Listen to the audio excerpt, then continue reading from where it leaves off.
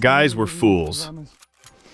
I'm not staying here alone. There was an assault. They drove in. There was a large group there, I think 36 people. Wannabe soldiers. The guy died. Something didn't work out. Those bastards were assaulters with no backpacks, nothing. An automatic rifle, belt kit, and that's it. And here are some kind of tactical guys. Well, they're just there. These Russians came here to liberate us, but it didn't work out for them. They keep pushing and pushing. Even if they are wounded, they still push. They are high or something, have no idea. At first, it's scary, either you or them. So there's not much choice. Poor pussy cats. It's been a tough month. That was a strike. Guided aerial bombs. Another one is coming now. That's it.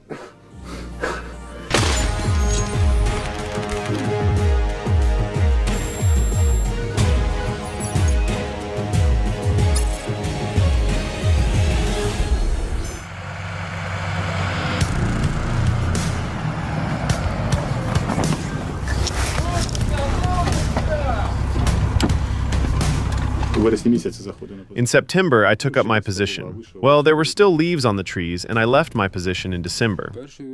My first deployment lasted 104 days. 104 days. 115 days. I never asked when I would be rotated. I knew I had to, and I stayed as long as I had to.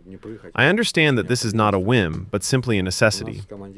Our commander says, I would take you out. If you want, I'll go myself. I understand everything, but there's nothing I can do to help. Our commander is reasonable. We ask him, where are you going? You won't change anything if you go alone. People don't understand that someone has to be here to fight. Because if we're not here, they'll be somewhere else, for example, in Sumy.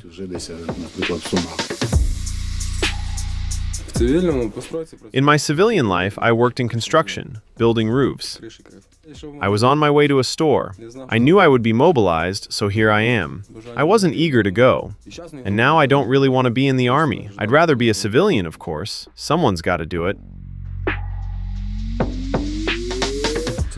In civilian life, I am mainly an artist, and I do odd jobs in construction. Deconstruction, mainly.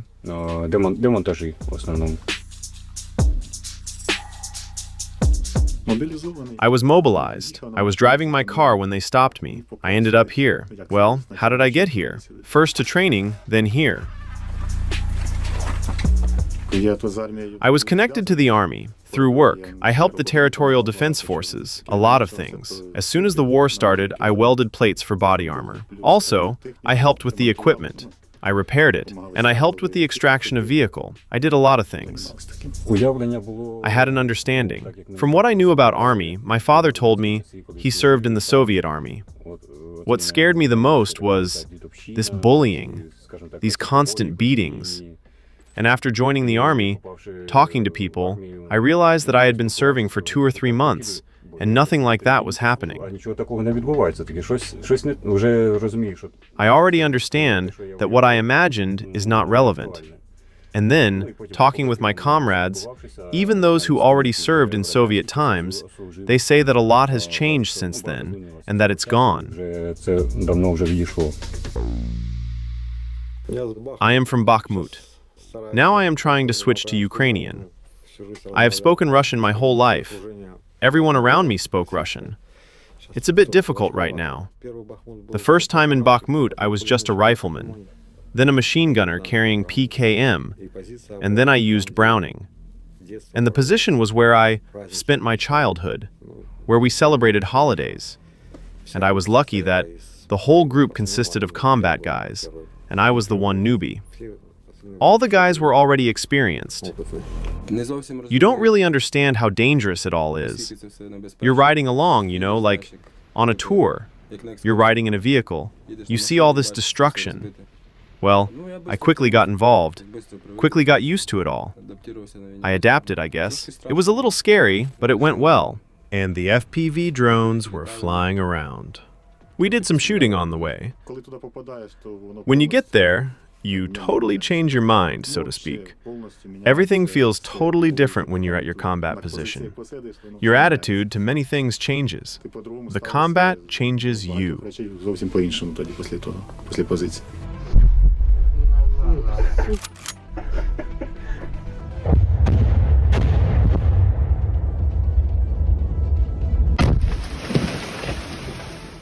The scariest thing? When enemy broke through the defense line. That was the scariest thing.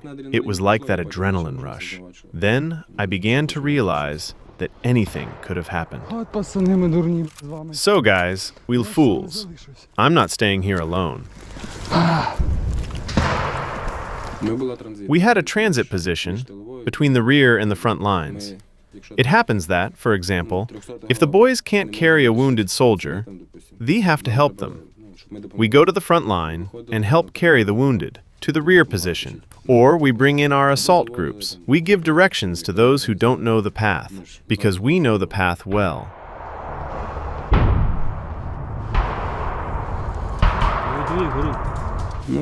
There was an assault. They drove in. There was a large group there, I think 36 people, the captive told us. So eventually, Ehe broke through us. Wannabe soldiers. The guy died. Something didn't work out. Our main task is not to let them get close and, let's say, open fire, force them to lie down. Meanwhile, the drones are already approaching, vampire drones and FPV drones. We also make drops from Mavic drones. At first it's scary, either you or them, so there's not much choice. And here are some kind of tactical guys. Well, they're just there.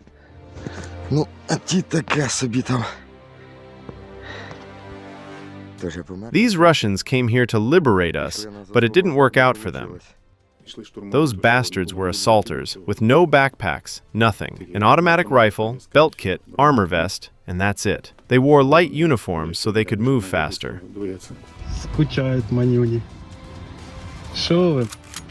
Poor pussycats. It's been a tough month. They were destroyed on their way here. They were riding quad bikes and buggies. The FPV drones tore them apart. Those who managed to run into the trenches, they were wiped out there. And there are those who keep pushing and pushing our positions. Even if they are wounded, they still push. They are like high or something, have no idea. Especially since their task is to attack, and ours is to defend. They're pushing forward blindly. No matter how much they push, there are no results. Only corpses.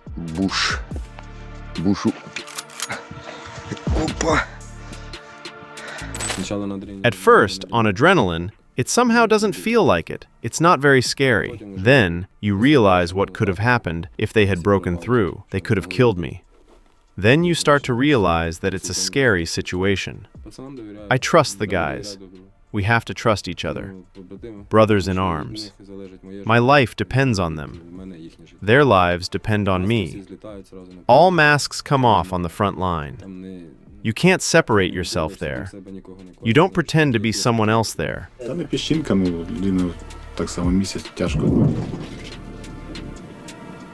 That was a strike. Guided aerial bombs. Another one is coming now. That's it. That's if one plane drops the bombs. It depends which one.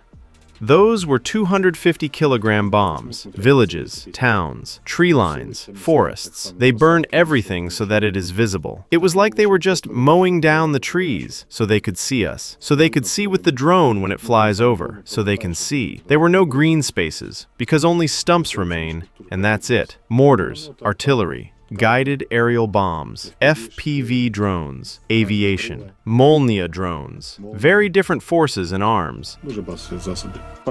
A guided aerial bomb fell 10 meters away from us. Maybe it was just random. Or who knows? Maybe they were targeting us. 250 kilograms, not very big, because if it were 500 kilograms, we would have to rebuild the dugout. Always listen with your ears. Drones are dangerous, so that you are not detected. Listen for anything flying. If something is flying, ask if it's ours or not. The main thing is not to reveal your position to the enemy.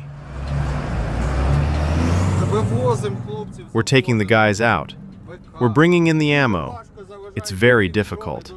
There are too many drones getting in the way, both fiber optic and FPV drones. It's very difficult to drive up, to carry out the rotation.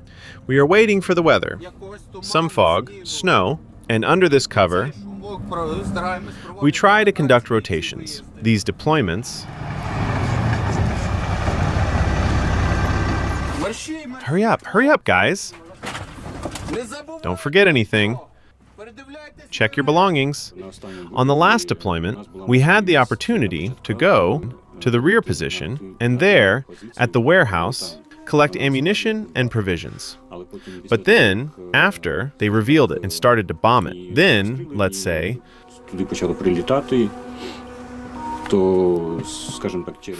5 days, well, 5 days, let's say, we couldn't go for water, we couldn't go for provisions.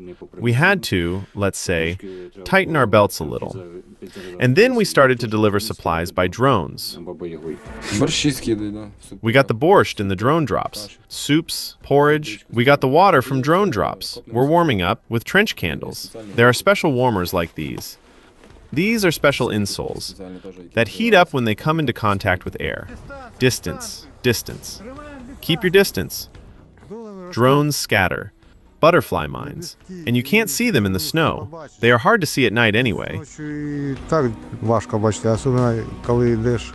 Especially when there is fighting going on. And most importantly, what I don't understand is they scatter these butterfly mines and then they go to assault these positions. The guys went to change positions. You hand over the position and realize that the position is in reliable hands. This is evident in the fact that recruitment centers, in this case, are doing their job. They mobilize exactly those guys who can serve.